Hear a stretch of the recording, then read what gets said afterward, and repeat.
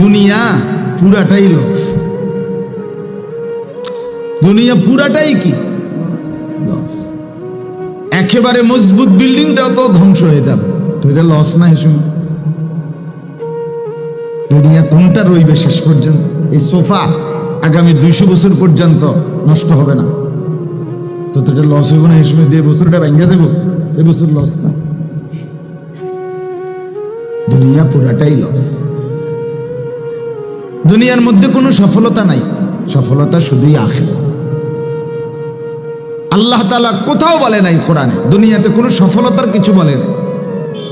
আল্লাহ কোরআনে বলছে ফামান যুহজিহা আনিন নার ওয়া উদখিলাল জান্নাহ ফাকাদ ফাজ। যাকে জাহান্নাম থেকে মুক্তি দেওয়া হলো, যাকে জান্নাতে প্রবেশ করানো হলো, কিয়ামতের ময়দানে খোদার কসম আল্লাহ বলে